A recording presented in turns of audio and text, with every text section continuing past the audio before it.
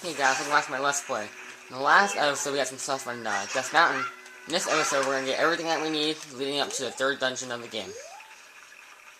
Anyway, I'm near the Zora River over here. It's right next to Kakarika Village. Right next to the castle. And head this way and go to the Zora River area. And keep walking, you'll meet a familiar character. Oh, here it is. Looks like you get bigger and stronger already, Link. Can I skip this? Nope. Just ahead lies Zora's domain. The Zora serve Hyrule's royal family by protecting this water source. The door will not open for anyone except those who have some connection with the royal family. Let them hear the melody of the royal family. Hoot hoot hoot. And he's off. And before we want to bomb this wall here, what it says here, you want to go ahead and roll into this tree, defend, have weird camera angles, and get the skulltula. And then finally now we can just blow this up.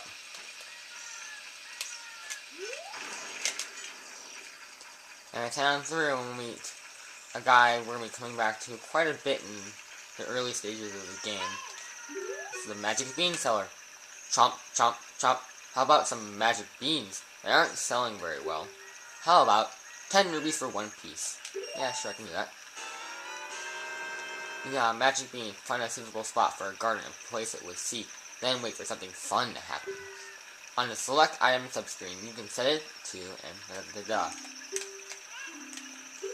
Basically, you can just plant it. I'll show a demonstration here.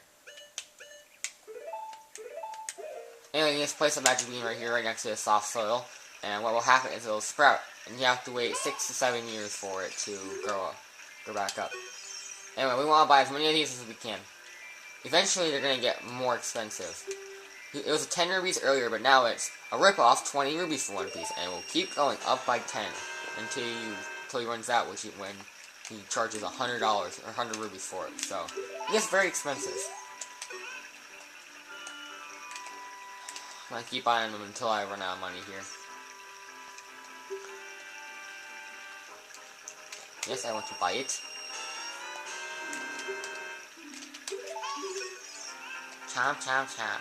How about some magic beans? They're all the rage. 40 rubies for one piece. Yeah, they're kind of a rip-off, but they pay out in the end. Okay, I can buy just one more here. And then I'll have to save up some more money. Now, if I wanted to, there's this one area actually in the river where you can actually earn quite a bit of money. And I'll be doing that later to help buy off some of these magic beans. I could do it right now, but it's just going to take way too long to go back and forth, and it just won't be worth it. I'm going to wait until I get a better upgrade for my wallet. But anyway, go ahead and grab this chicken if you can here. No, not the rock. The chicken. There we go. Jump across here. Just avoid any enemies that you see. They're not worth fighting. Like the Aqua Rock right there. You won't gain anything special from it. The blue Tektites down there. And it's not worth fighting them. There's no point to it. Anyway, it's a little trick you have to do.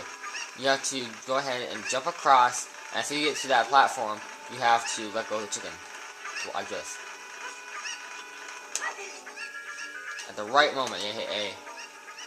And then carefully jump. And you'll make it and get the heart piece. Now there's another heart piece along here that you need to chicken to, but I'm gonna wait until we get another item to get that. This is better timing. Now this is a little mini game over here. I'm not gonna do that until later, until I have a better wallet. So I have to keep going back and forth to save you guys some time. And save me some time as well. Let's head up through the river. I like how they kind of like organize the river. It's like you won't get lost, really. It's like really straight, if you could say it like that. And you'll be reaching up here. All you have to do is just go over here, jump, and right here, where this little thing says, "Sleepless waterfall. The flow of this waterfall serves the king of Hyrule. When the king slumbers, so too he falls." It's supposed to be like. You know how Zelda's lullaby puts Zelda to sleep? That's kind of like a little trick there. I guess also it's relation to the royal family, but I always thought, like, you know, it puts you to sleep. But anyway, it just opens a hole right in the middle of the waterfall. Like magic! You need to find in. There's actually a couple things we can do in here, but you're supposed to go and talk to the king, but when you find out, when you talk to the king, that his daughter is missing, you know, just that's all he'll say. So, let's keep that in mind when we using something like that later. But right now, it's a little thing I want to do here first before I forget. See all these like unlit torches? You must be wondering like, what's the point of those? But then when you come up here, you see a lit torch. What you want to do is like this up and run down. You can take your time on this one, but the next one you have to go exactly where they are. I put it out and then get the next one ready and run. Run. Don't stop. Don't take any shortcuts or anything, otherwise you won't make it. Okay, all 3 torches in one go.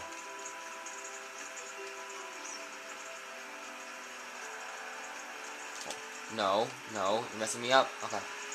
Yeah, hurry. Otherwise I might not make it. There we go. When you do that, a treasure chest will appear, and inside the treasure chest, it's another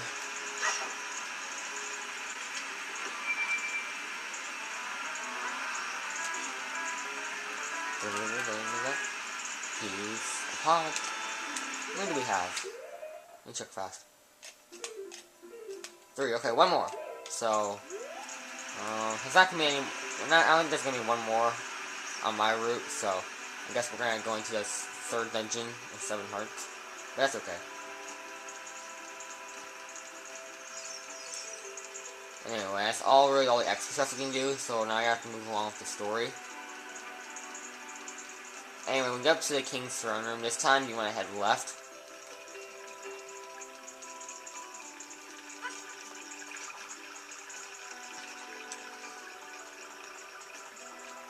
And basically, Zora is actually running a little mini game that you have to play it. There's something you get from it. Basically, as soon as the ruby's out, you have to like all get them all. But be careful. See that rock there? If you land right on that, I think you actually die. I know you take a good amount of damage, but I'm not sure if you die. There we go. Anyway, you see I get this all in a certain amount of time. There shouldn't be any problems. Sometimes you get 2 in one dive. Like I said, there's no problems with this game at all. There's almost no excuse for lose. The last one, it's like 29 seconds to spare. And basically, you have to go all the way back up and get a reward. And the reward's kind of helpful, and then again, it's not. If you ask me, all it really is just another way to go to shortcuts back and forth, and just to advance the story. Well, it's kind of actually one of the least useful things. There is an upgrade to it where you can get a piece of heart, actually two pieces of heart from it, but otherwise it's kind of worthless. There's no other use for it. So I guess it's one of the most least usable items in the game.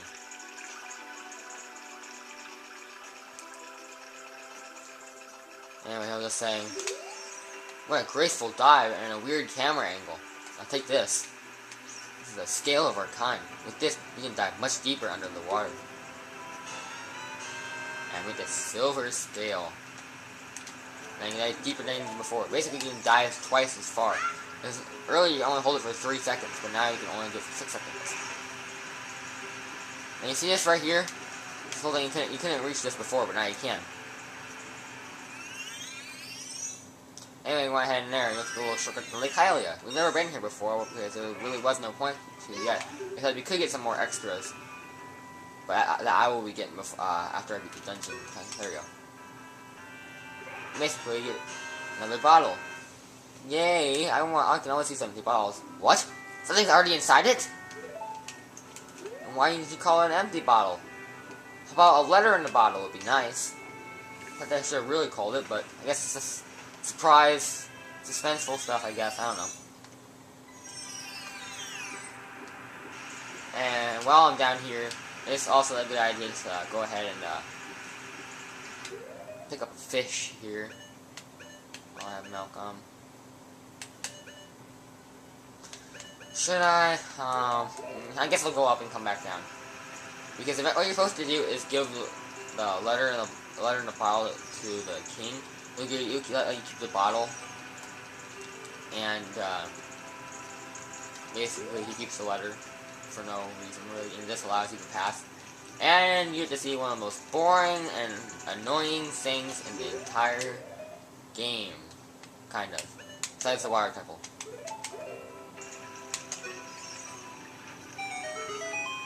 Oh, this letter is from Princess Ruto. Let's see. She's inside Lord Jabu Jabu. That's not possible. Our guardian god, Lord Jabu Jabu, would never eat my dear Princess Ruto. But since that stranger, Ganondorf, came here, Lord Jabu Jabu has been a little green around the gills. The evidence seems clear. Of course you go find Ruto. You can pass through here to the altar of Lord Jabu Jabu. I'll keep this letter. You keep the bottle it was in. Take it respectfully. Please find my dear Princess Ruto immediately, Zora. And you sit here for about 30 seconds to watch him scoot over.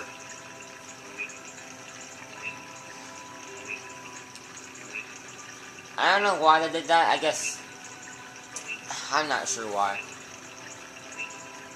That's just something to annoy you with, I guess.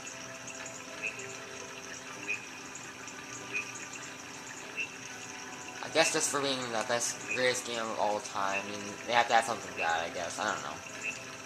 It's just no point in playing it. But anyway, no time to dawdle on that. Now you got an empty bottle, we want to head back down here to the bottom. And the quickest way to do that is just to jump down here. I can fly! Now we stand over here, see all these fish. Might as well go ahead and get some of those. I'll say this, a fish is actually my favorite kind of food. I guess my favorite kind of meat anyway, if you guys are wondering.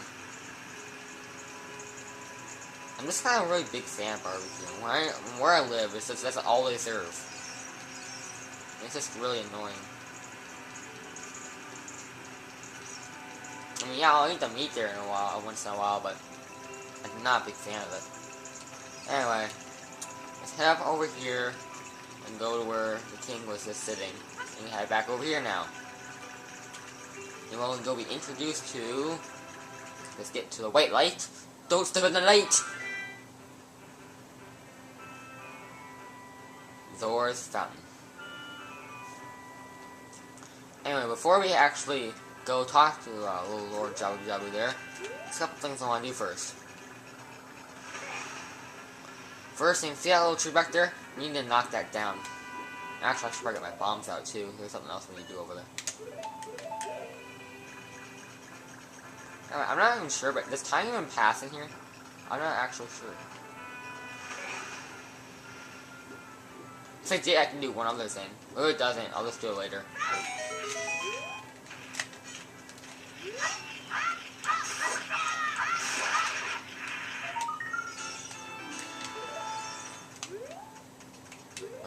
Tell me, I already have my bombs out. And you think you have to blow up the boulder?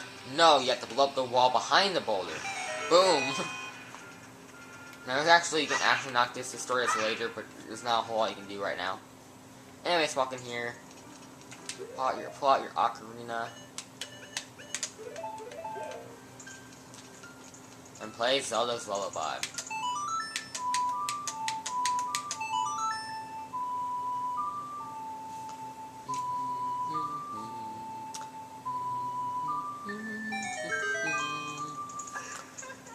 And we're off with the Great Fairy again. I'll say for designing her, they didn't really do that well of a job. And it's just even weirder that they actually passed her on to a sequel. I understand that they didn't have a whole lot of time to make it, but they could at least design it a little better.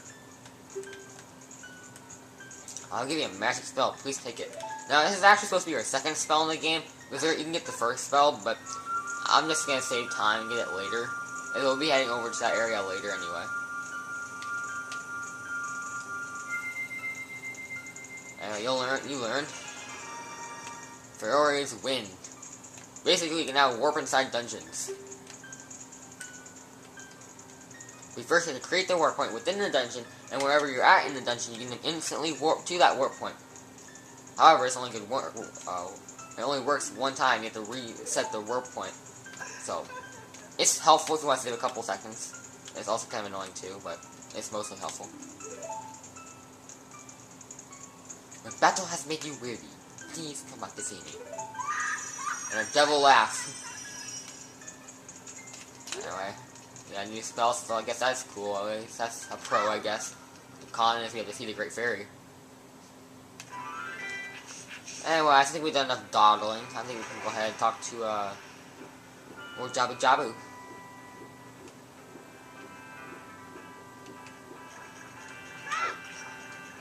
Roll, Link, roll. We need to save a couple seconds of time.